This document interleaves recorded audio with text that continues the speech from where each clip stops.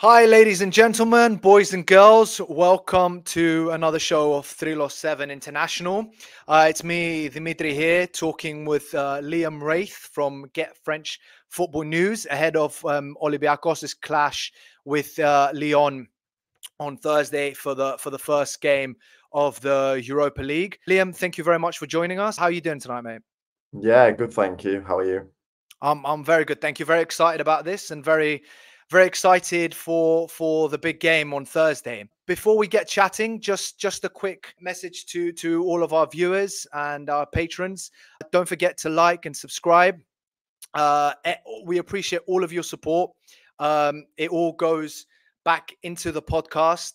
Help us spread the word and promote Olympiacos far and wide as much as we possibly can. Champions of Europe. We need more people on board, more people to know about Olympiacos. So yeah, any support would be greatly appreciated. With that in mind, if you could please follow us and join us on Patreon, that would be very, very appreciated. Our prices start from as little as $1, and you can join our WhatsApp group where we don't just chat about Olympiacos, but other stuff as well. And it's a nice little community. And yeah, we appreciate all of your support. And the final thing, which most of you or some of you might have seen by now, is that we've been nominated. We've been nominated for the best international podcast. We're very honored to be nominated in the Football Content Awards. It's an insane thing for us to even think about that we've been nominated for something like this. And we appreciate all of your love and support. Please click down below to check out more details, to click on the link and see how you can vote. We appreciate all of your support and we're so grateful we've got here. Just all of this is for Olympiacos. So we're so grateful that we've had this opportunity. Now, with that out of the way, let's talk ahead of the big game on Thursday, Lyon versus Olympiacos. Lyon, arguably one of France's most famous teams, biggest teams, most successful teams. Recently, not the powerhouse that it used to be. However, still a very, very big name and a very, very tough game for Olympiacos away from home. So, Liam, who's our Lyon expert, first of all, how do you see the game on Thursday as a Lyon fan and as a Lyon expert? I think it'll be a close game. I think if you look at Lyon's start to the season, it's not been as some would have expected after quite a, say, expensive and fruitful transfer window as far as incomings are concerned. Lots of the options to buy were activated, exciting new signings like Mikhail Tadze, etc. And since the start of the season with one win so far in the opening 5 matches is quite underwhelming and disappointed from the fans' perspective. And that came in a dramatic manner against Strasbourg, as Lyon tend to win games. There's never really a controlled performance from Lyon anymore. And then again, we saw on Sunday night the collapse against Marseille, who were down to 10 men. So I think the mood around Lyon at the moment is quite negative, considering the uplift when Pierre Sage was appointed as interim coach last season, and they miraculously qualified for European football. That's why I'm here talking to you, despite looking like they were nailed on to get relegated. So it's one of those. I think, to be quite honest, based on the fact that Olympiacos will bring a big travelling crowd with them, I wouldn't be surprised if it's a very cagey, close game and one team nicks it by a goal, or we could see a draw. Okay.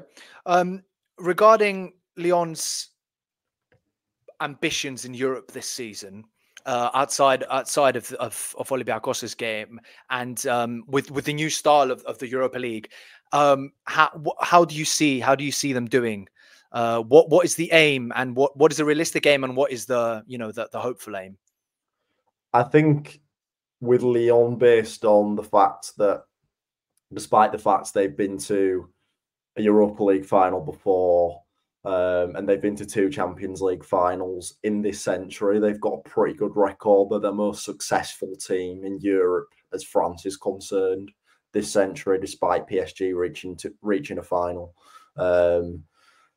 Monaco have had good success in this competition as well, but in terms of consistency, getting to the last 4 of competitions, nobody's been in that period more than Lyon.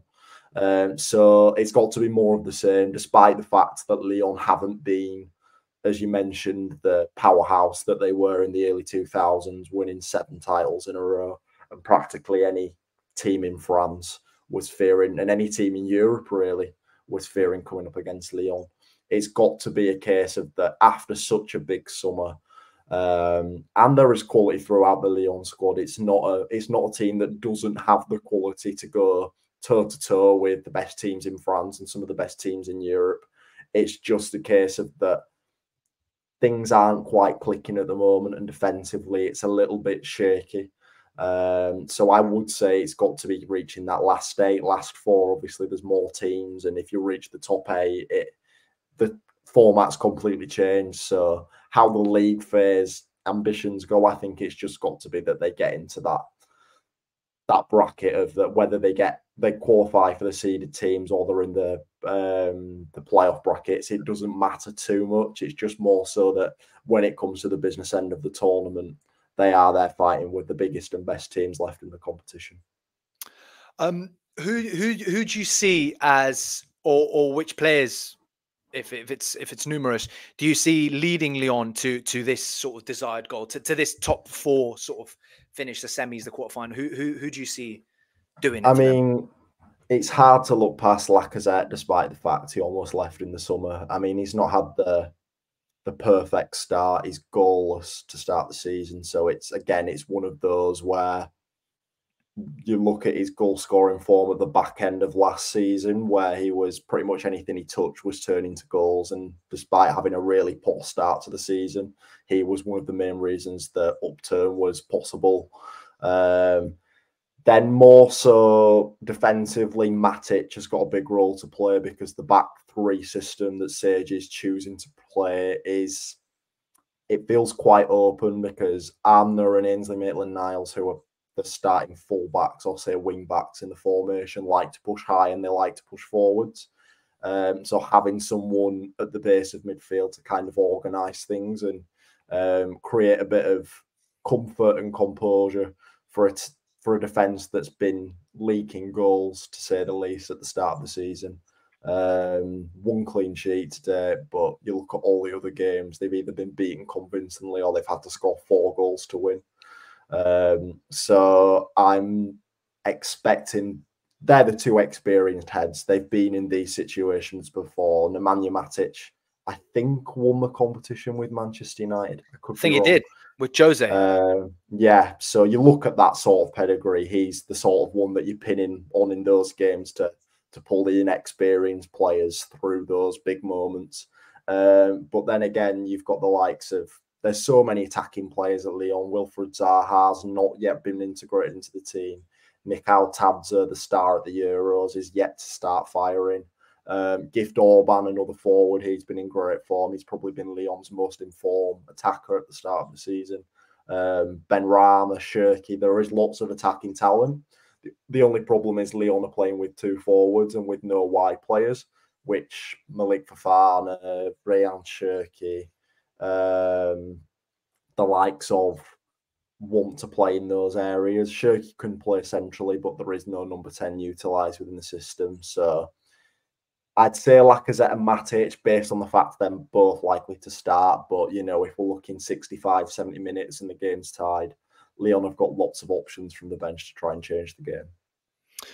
You touched upon Wilfried Zaha, and he was someone who was obviously a huge name. He's had a very successful career with Palace in the Premier League, then went to Galatasaray. He was someone who was linked with Olympiacos this summer, and then sort of out of the blue, no one really expected it, ended up at Lyon. It wasn't really a team that he was linked with.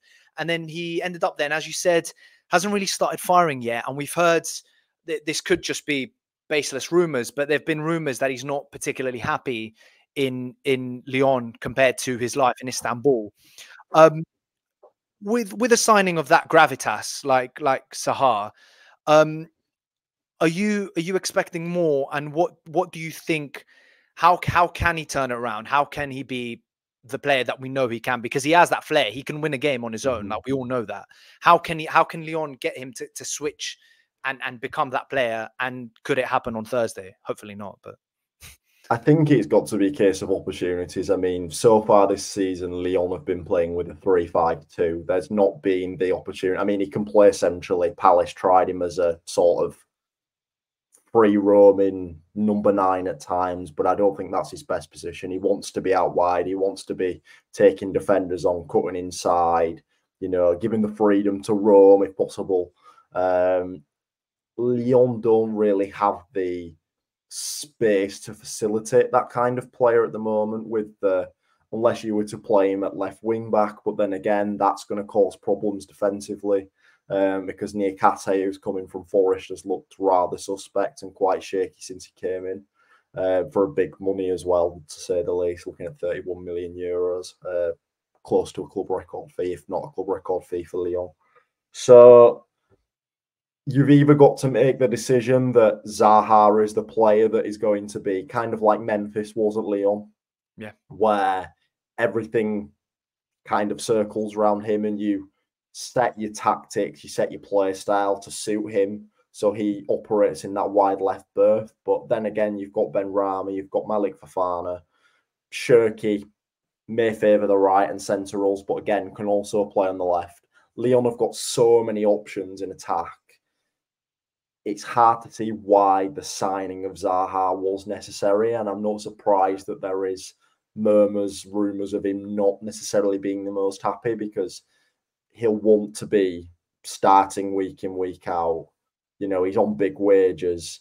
He's not the sort of player who wants to sit on the bench and watch a team play 3-5-2 thinking, where do I fit in here? You may be able to play in the front two, but then again, it's not his play style. We've not got someone like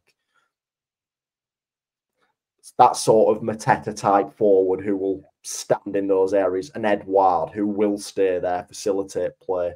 Lyon don't have that type of striker. Lacazette can do it somewhat, but he wants to be in and around the penalty area, scoring goals. It's not, I just don't see where he fits into the team. It felt like a bit of an old signing, but I think it was an opportunistic one as well, based on the fact, as you said, he's a name. He can make an impact. And to be honest, if Lyon did go for a switch on Thursday night and decided, right, we want to use the big name players, we want to use the experienced players, and started Zaha, I wouldn't be shocked if he had an impact on the game. I just don't think it was the right signing at the right time.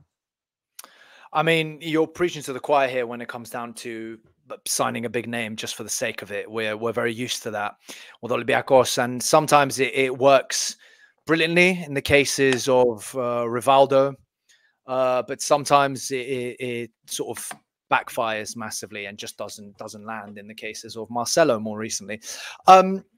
Right, so going from someone who was linked with Olympiacos as Zaha to some other players that are currently linked with Olympiacos, they're not necessarily have anything to do with Lyon, but with French football in general. And I just want to throw some names at you because Olympiacos hasn't started in the best way this season.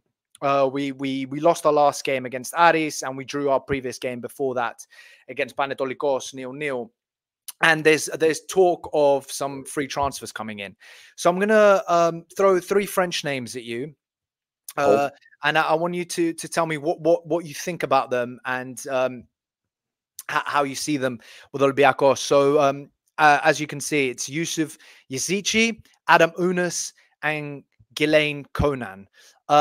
What as a French football expert, what can we expect if Olympiacos were to sign any of these 3 as a free transfer? Out of the 3 names you've mentioned, the one I would get excited about is Yusuf Yazici, just based on the fact he's got that unpredictable factor about his game. I mean, he's good from set pieces. He's not the most eye-catching play to watch in terms of technical ability and that sort of play that's going to run at 3 defenders and, strike fear into a back 4. But he can provide moments in games. And if you look at his statistics from previous seasons, he's pretty prolific as far as number 10s go. I think it was he either got 5 or 6 goals last season for Lille. In a sense that he's not always been a starter that was relied upon in the last couple of seasons. He went on loan to Trabzonspor, who I think he played for in the past. He also had spells in Russia as well. He's not always been a dependable option for Lille, but when he came back into the team under Paulo Fonseca last season, he was a key player. And there was surprises that no team really picked him up in the summer. He was linked with a move to Roma, and that never came to fruition. So out of those players you've mentioned, he would be the one that if you were to get one of those players, I would think that would be a really astute pickup. Ounas, to be quite honest, I don't get really what he would add to a team. I mean, he's not a bad player, but as far as game-changing moments are concerned, he's never really caught the eyes. Quite an inconsistent career, several moves, couple of loan moves, never really been the player he was tipped to be as a younger player.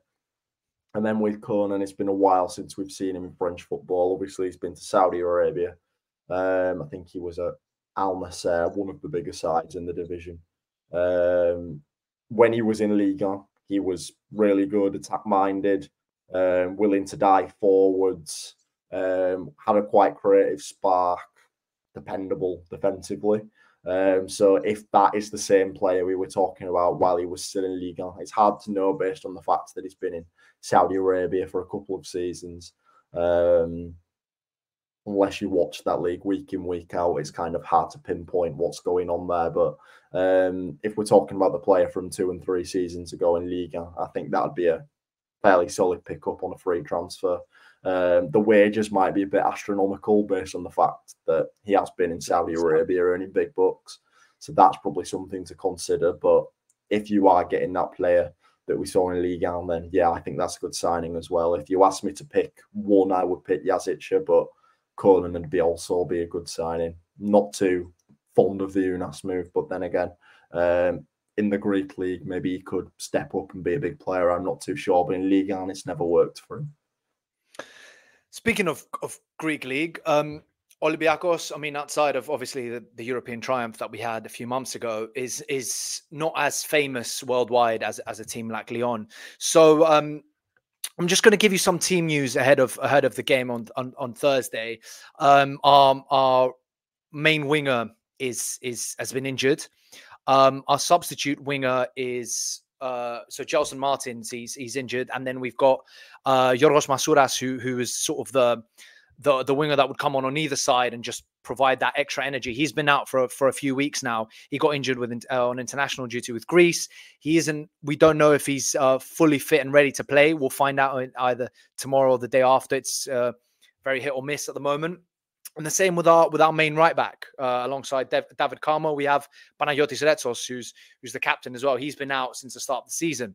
So Olympiacos struggled the last 2 games. Some key players are missing. With that in mind, and with the stuff that you know about Olympiacos, I'm not expecting you to be an expert. It's not Barcelona or Man City, but how do you see Olympiacos, and what are you worried about? If you are worried about something, is there a danger man that perhaps Lyon need to keep an eye out, or a style of play that you think Olympiacos would be particularly strong against Lyon, or something that Lyon can capitalize on? How do you see the game? How do you see Olympiacos in the game on Thursday? Am I right in saying that Olympiacos signed Willian in the summer? We did sign Willian. He just isn't fit enough yet to play 90 minutes. It's one of those, as we were saying, the big name signings that sort of, yeah, we thought we were sort of over those kind of signings, and then at the end of the transfer window, we had one of those signings, and you're like, okay, hopefully it works out. But we did think we were sort of past the big name, big money signings that are towards the tail end of their career. But he's come in. He's had a couple of cameos, but he's not fully fit yet. So we don't even know if he'd start the game, considering our main Gelson Martins is out. So it's a bit of a weird one in that situation. Yeah, I mean, he was the sort of player I was going to say that, again, in the same way, like Zaha and Matic, they've been there and done it in, maybe not Zaha in this competition, but Lacazette and Matic have experienced these big nights. And he's another one of those players. I think my knowledge of winners of this competition has been proved wrong once already, but I'm going to say that he won it with Chelsea. Could be wrong.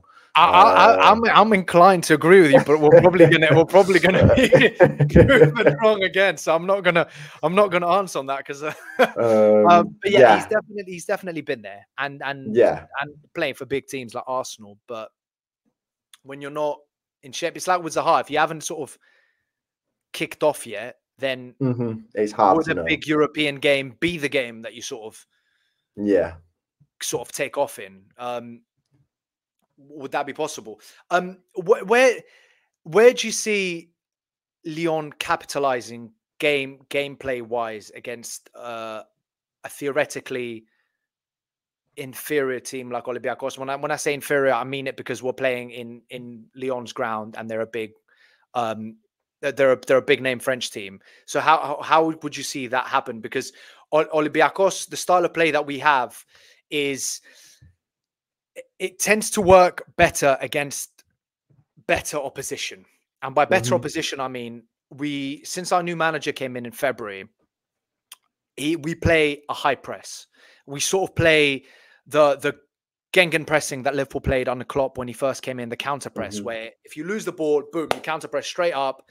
And the aim is to get the ball and steal it really close to the opposition goal and make your chances based off that. And that's how we won.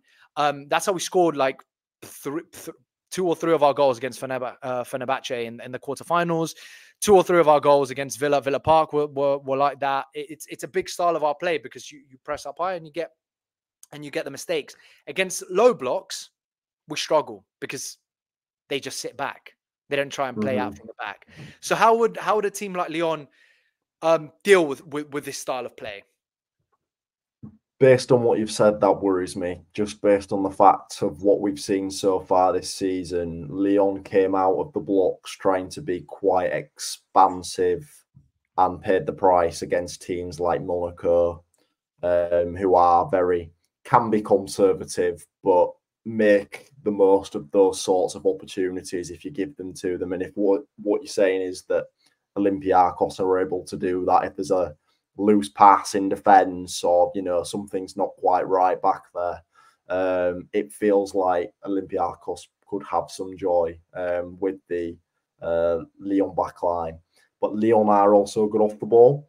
Maxence Cacré in the middle of midfield, in my opinion, I'm surprised he's not had a move elsewhere. I mean, if you look at his stats in terms of off the ball, pressing, press resistance, etc., it mirrors a 17-18 N'Golo Kante. He's that type of player. He's very durable. He's quite small but physical, and able to win the ball in advanced positions. And lots of goals that Lyon scored last season within the resurgent comeback from relegation to European qualification were off the back of high turnovers. So Lyon can also press, but then again, this season the style seems to be a bit experimental. Each week by week, they can be quite conservative as they were against Lens, and then forced to be a bit conservative. But then when Marseille went down to 10 men with Belletti being sent off early, it kind of just, the game plan didn't suit the game because they'd been told to be quite conservative against what's a quite attacking front-footed Marseille team. And then when they went a man down, that kind of switched and they'd not prepared for that switch. So it's hard to say how Lyon will play just based on the fact that so far this season we've seen them play 5 times, and you could argue that in each game it's been a different tactical setup, despite it being the same formation. But if Olympiacos do thrive off the high press, it wouldn't shock me if that's something that they receive joy from on Thursday night. And finally, you mentioned Lyon's style of play with Olympiacos missing so many key players and missing, as I said, main centre back, 2 wingers, and if the high press doesn't work for whatever reason, how easy do you think it will be for Lyon to expose these gaps and find and sort of break them apart? If Ainsley Maitland-Niles and Abner Vinicius can be found in advanced positions, it could be costly, particularly Abner, who they signed from Betis in the summer. He likes to stay high and wide. He's not somebody that is willing to track back very quickly.